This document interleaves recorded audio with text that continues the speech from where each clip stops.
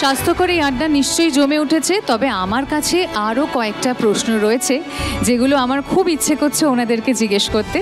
তাহলে সঙ্গে থাকুন আর স্বাগত জানাই সকলকে। আমার সঙ্গে রয়েছেন Mrs Ballari Chattopadhyay, head corporate communications, Samaritan medical surgical and critical care. আমরা যেটা নিয়ে কথা বলছিলাম সেটা হচ্ছে যে নিউরো চিকিৎসা। তো নিউরো চিকিৎসায় সামারিটানের ভবিষ্যতের পরিকল্পনা কি কি? দেখুন, নিউরোলজি এমনিতেই this is a very serious division. তো যেখানে বেঙ্গল প্রোগ্রেস করছে, কিন্তু আরও প্রোগ্রেস এখনও বাকি আছে আমাদের। তো সেই ক্ষেত্রে দেখতে গেলে সামারিটানে আমরা সমস্ত অত্যাধুনিক প্রযুক্তি এবং যেগুলো ওয়ার্ল্ড ক্লাস টেকনোলজিসের সঙ্গে আমরা তুলনা করতে পারি, আমরা সেই রকম সমস্ত ইনফ্রাস্ট্রাকচার নিয়ে এসেছি, মানে দ্য মেশিনারি, দ্য টেকনোলজিস।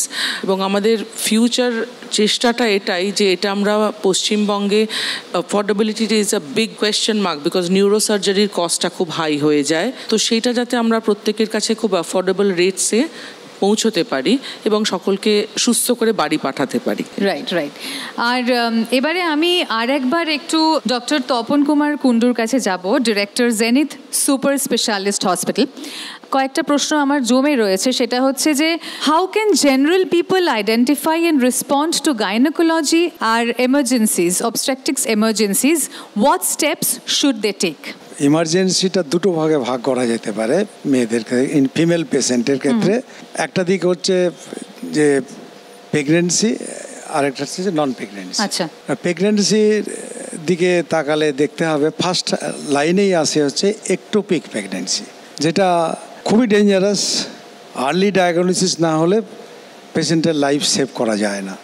কিন্তু মুশকিল হচ্ছে আজকের দিনে এই একটোপিক প্রেগনেন্সি এত বেড়ে গেছে এবং পেশেন্টরা 16, 18 এই এজের পেশেন্টরা এসে তারা বেশিরভাগটাই তাদের হিস্ট্রিটাকে কনসিল করে।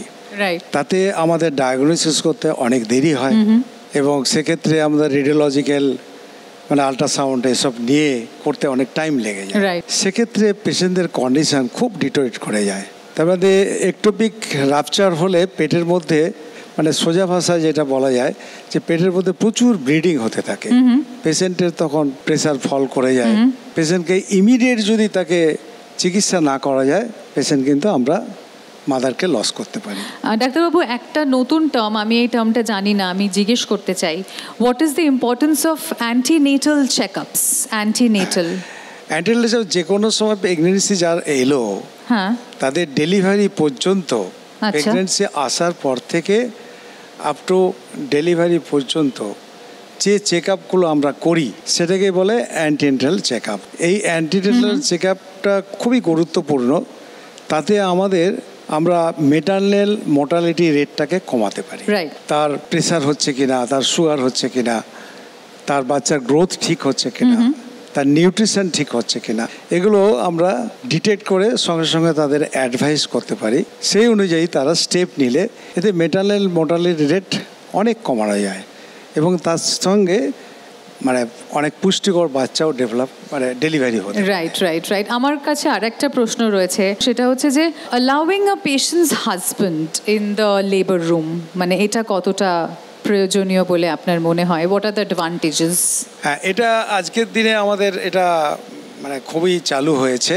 দেখুন, এখানে ডক্টর পেশেন্ট রিলেশনশিপের মতোই আমরা যদি একটা ডক্টর এই 9 মাস যে তাকে ফলো আপ করছি, সেই পেশেন্টের সঙ্গে যদি আমরা গুড রিলেশন ডেভেলপ করি, আমার মনে হয় এটা না হলে হবে। কেন, সেই পেশেন্ট সেই মুহূর্তে এই 9 মাসের মধ্যে তার সঙ্গে এমন রিলেশন ডেভেলপ করছে যে সে ভেবেই নিচ্ছে যে আমি তার বাড়ির লোক।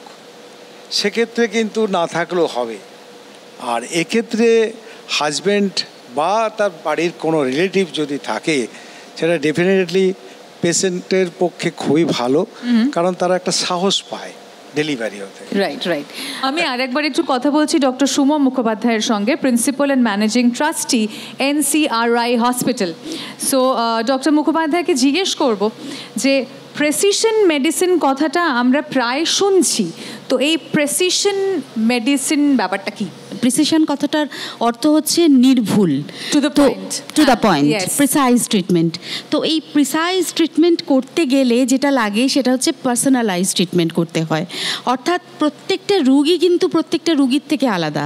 আমি যদি 10 জন ব্রেস্ট ক্যান্সার পেশেন্টকে ট্রিটমেন্ট করি, ধরো তারা একই রকম ব্রেস্ট ক্যান্সারে আক্রান্ত, একই স্টেজে ধরা পড়েছে, একই প্রোটোকলে তাদেরকে আমি কেমোথেরাপি দিচ্ছি, স্টিল আমি দেখব এই 10 জনের মধ্যে 5 জন খুব ভালো রেজাল্ট পেয়েছি, 3 জনের রেজাল্ট একদম ভালো হয়নি, 2 জন একটু মোটামুটি রেজাল্ট দিয়েছে। তো এই ডিফারেন্সটা কেন হলো?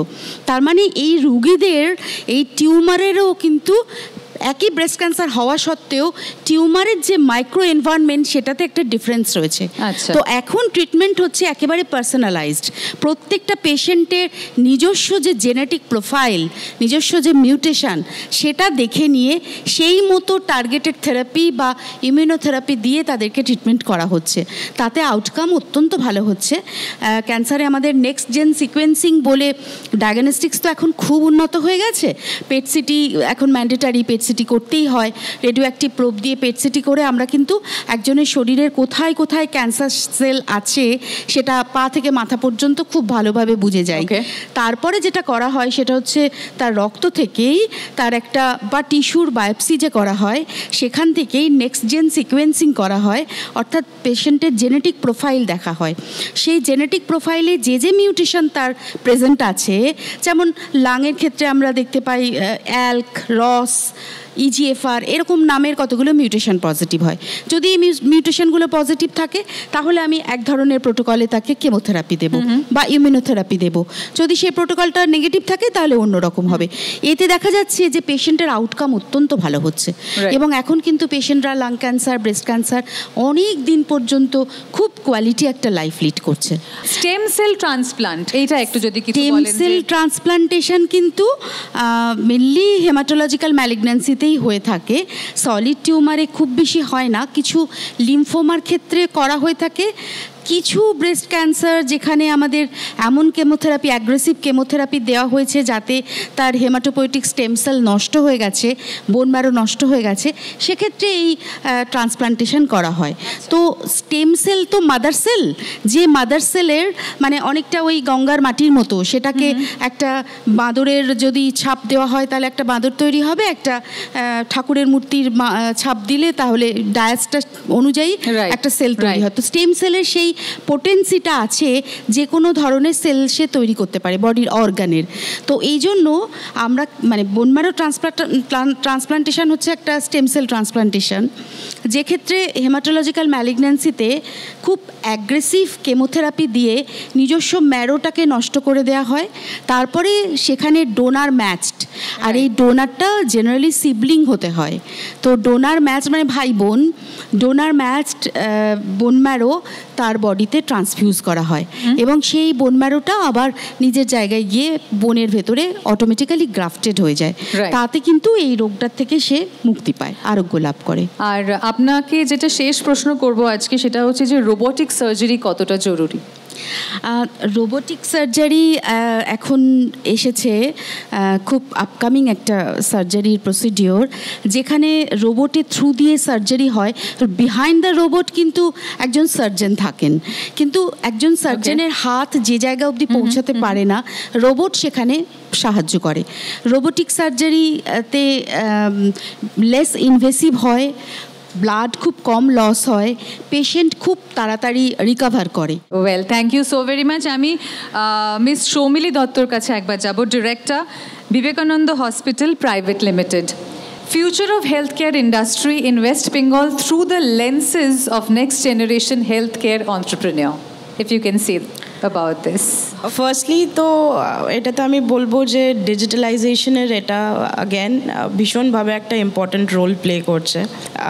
হেলথ অ্যাওয়ারনেস বা health care education regarding personal health, যে সমস্ত কনসার্নসগুলো উই ফেস বা যে সমস্ত কেসেস ক্রিটিক্যাল বলো বা conservative anything, you know early diagnostic বা ওটার রাইটফুল একটা ডায়াগনস্টিক কিন্তু খুব বেশি ম্যাটার করে ওটার জন্য।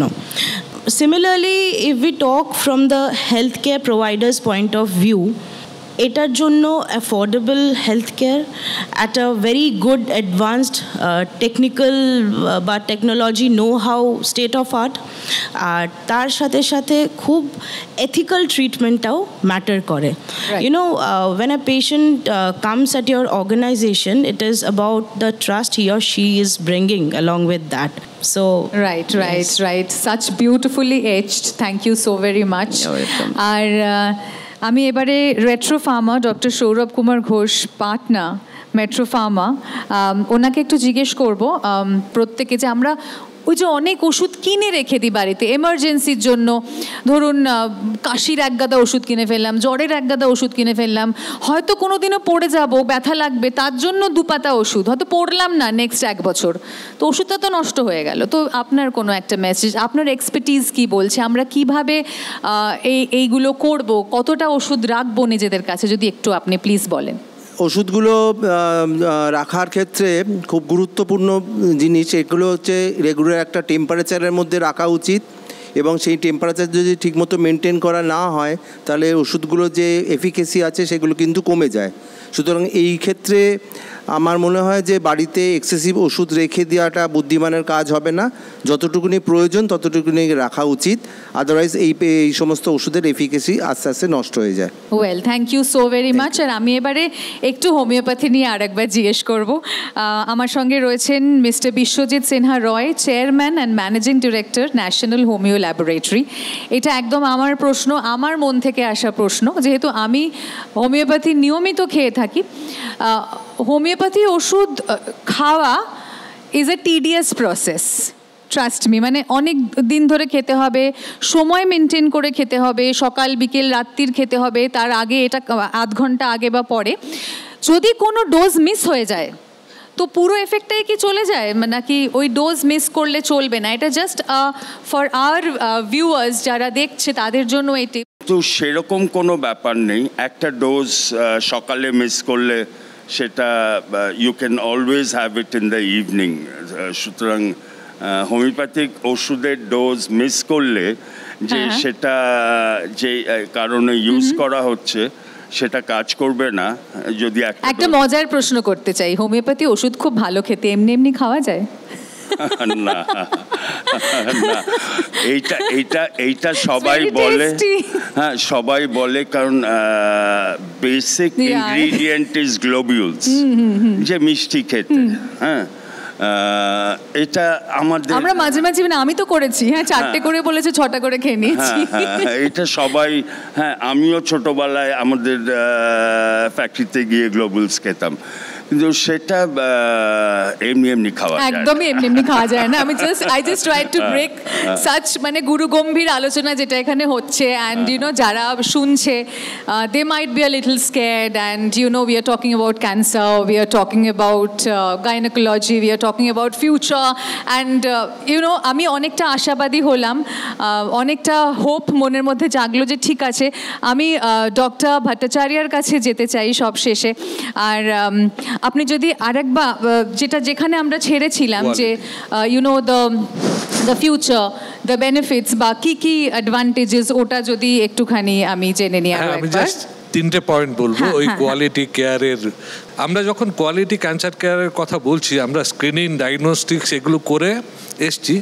ফার্স্ট পয়েন্ট হচ্ছে, যেমন ম্যাডাম বলেছেন, we should have a comprehensive treatment facility. Comprehensive treatment facility means আমাদের medical oncology, surgical oncology, radiation oncology একটা ছাদের নিচেই থাকতে হবে, নাকি আমরা ঘুরে এখানে মেডিকেল ট্রিটমেন্ট করালাম, আবার কলকাতা যেতে হচ্ছে আমার রেডিয়েশনের ট্রিটমেন্ট করাবার জন্য। সেকেন্ড পয়েন্ট যেটা খুবই ইম্পর্টেন্ট ক্যান্সার চিকিৎসায়, সেই সাপোর্টিভ কেয়ারের মধ্যে 3টে ইস্যু আসছে। কারণ ক্যান্সারের চিকিৎসা শুধু সার্ভাইভাল নয়, বাঁচলাম মরলাম এটাই শুধু নয়, the dignity of the patient and quality of life of the patient is also equally important. And 3টে জিনিস খুব কাজে দেয়, সেটা হচ্ছে, one is pain management, it is not only countering cancer, managing the pain. Second is counselling. Counselling যদি actual evidence দেখি আমরা, যে কোনো ক্যান্সার চিকিৎসায় 15 to 45% patients and also the caregivers suffer from anxiety or depression. So counseling services not only for the patients but also for the caregivers is mandatory in any standard quality cancer care system. Last point হচ্ছে training and research. Right. এটাতেও প্রচুর gap থেকে গেছে. Probably our institution is one of the few who is starting MD in radiation oncology. Right. It is not right. easy. And last is research should be localized.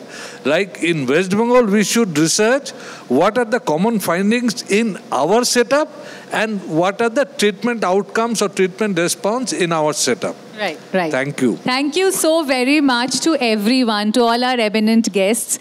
আর আরও একবার আমি বলি, আজকে ভীষণ সুন্দর একটা আলোচনা হলো. আমি যতটা পেরেছি একটু লাইট করার চেষ্টা করেছি. I know this is not the subject যেটাকে আমরা লাইট করতে পারি. This is something that is alarming. We should all be aware of it. আজকে আমার এই প্যানেলে আজকে আমার সঙ্গে যারা ছিলেন আমি আরও একবার বলছি, Samaritan medical surgical and critical care Mrs Ballari Chattopadhyay, head corporate communications, Metro Pharma, Dr. Saurabh Kumar Ghosh, partner, Metro Pharma. National Homeo Laboratory, Mr. Bishwajit Sinha Roy, Chairman and Managing Director. Sri Ramakrishna Institute of Medical Sciences and Shonoka Hospitals, Professor Dr. Colonel Debojyoti Bhattacharya, Principal, Sri Ramakrishna Institute of Medical Sciences and Shonoka Hospitals, NCRI Hospital, Dr. Shoma Mukhopadhyay, Principal and Managing Trustee, NCRI Hospital, Zenith Super Specialist Hospital, Dr. Tapan Kumar Kundu, Director, Zenith Super Specialist Hospital, Vivekananda Hospital Private Limited, Ms. Shomili Dotto, Director. সব শেষে thank you so very much and আমার খুব ভালো লাগলো এই আলোচনায়. আর আপনাদের কেমন লাগলো যদি সবাই একটুখানি বলেন যে কেমন লাগলো. আমি আপনাকে দিয়ে শুরু করি. স্যার কেমন লাগলো ওভারঅল এক্সপিরিয়েন্স? খুব ভালো লাগলো আজকে. আমি এমনি আই ওয়াজ জাস্ট নোটিসিং যে we are 7 of us, 8 including you, and everyone is from modern medicine and hospitals. Right. So I am the only homeopath, someone who is so if the awareness of homeopathy, খুবই ভালো লাগলো প্রোগ্রামটা.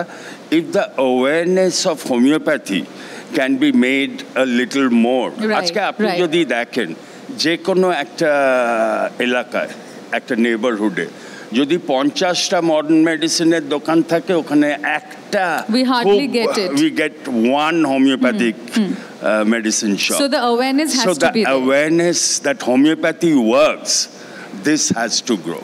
Absolutely. Thank you so much, sir. আপনি একটু বলুন কেমন লাগলো. Metro Pharma এবং তার পরিবারের পক্ষ থেকে এবিপি আনন্দকে আমরা ধন্যবাদ জানাই এই রকম মঞ্চে, স্বাস্থ্য সম্মান মঞ্চে আজকে আসার জন্য, আমাদের যে ডেকেছে তার জন্য ধন্যবাদ জানাই. খুব ভালো লাগলো অনুষ্ঠানটা. Over to Mrs. Bolluri Chattopadhyay. Thank you for making me a part of this panel from Team Samaritan. This was a very enriching experience because amra shobai we are learning every day. Absolutely. So we learned a lot of new topics and many new awarenesses which should be here. Amrao shunlam ebong everybody in the audience, and it's reaching out worldwide. Thank you so very much. Thank you. It's all my pleasure. Sir, কেমন লাগলো? দারুণ লাগলো. ABP আনন্দকে ধন্যবাদ, আর তোমাকেও ধন্যবাদ. খুব সুন্দরভাবে কন্ডাক্ট করিয়েছো. Thank you. সনকা ক্যান্সার সেন্টারের থেকে শুধু এটাই বলতে পারি, এখন পেশেন্টরা বলছে যে now Durgapur has answer for cancer. Wow, brilliant. Ma'am আপনি যদি বলেন, ডক্টর সোমা মুখোপাধ্যায়. হ্যাঁ, এনসিআরআই ওরফে নেতাজি সুভাষচন্দ্র বোস ক্যান্সার হসপিটালের পক্ষ থেকে আমি এবিপি আনন্দকে অনেক সাধুবাদ এবং ধন্যবাদ জানাই এত সুন্দর একটা আলোচনা সভা অনুষ্ঠিত করার জন্য. সঞ্চালিকা হিসাবে তোমাকে তো খুব ভালো লেগেছে. থ্যাংক ইউ, অনেক ধন্যবাদ. আমিও খুব এনরিচড হয়েছি, কেননা অনেকগুলো সাবজেক্ট এখানে আলোচনা করা হয়েছে। ক্যান্সারের মতো এত ভারী একটা টপিক নিয়ে কথা বলেছি আমরা। তো কলকাতার নয়াবাদে আমাদের হাসপাতালটা হচ্ছে ট্রাস্ট রান ক্যান্সার হসপিটাল, যেখানে আমাদেরও ক্যান্সার মানে ক্যান্সারের ডেফিনিট আনসার খোঁজার জন্যই রয়েছে, এবং আমরা একটা সেন্টার ফর এক্সেলেন্স করার দিকে এগোচ্ছি, যেটা under one roof comprehensive cancer centre হিসাবে কাজ করে চলেছি। তো বাকি অন্যান্য এখানে যারা রয়েছেন সকলে খুব বিশিষ্ট ব্যক্তিবর্গ, তাদের সকলকে ধন্যবাদ। আবার কোনো একটা মঞ্চে এরকম আলোচনায় দেখা হবে। Definitely definitely, thank you so much sir. আপনি যদি একটু বলেন স্যার। আজকের আলোচনাটা শুধু আমাদের মধ্যেই লিমিটেড থাকবে না, এটা এবিপি আনন্দের মাধ্যমে চতুর্দিকে ছড়িয়ে পড়বে, যেটা আমাদের উদ্দেশ্য, যে আমরা যেটুকু জানলাম বা যেটুকু বুঝলাম যে পাবলিকের মধ্যে সেটা দিতে পেরেছি, এটাই সবচেয়ে আমাদের আনন্দের ব্যাপার। Thank you. Over to you ma'am. It was wonderful, Nilanjana. On behalf of the whole team of Vivekananda Hospital, Durgapur, I would like to thank you and ABP Anando, and to all the eminent dignitaries present here. My heartfelt respect and gratitude to each and every one. Audience, I hope I'm sure this was more of a discussion than a typical panel show, and again it was a continuous education to all the audience who will sit and watch this. So it was wonderful. Thank you. Thank you so very much. It's all our pleasure. The entire team ABP Anando is kind of elated আপনাদের এখানে পেয়ে, এই panel ডিসকাশনে পেয়ে। তাহলে আজকের মতো আমাদের panel discussion এখানেই শেষ হলো। ABP আনন্দ স্বাস্থ্য সম্মান 2025-এর panel discussion with all the eminent guests. Thank you so very much once again.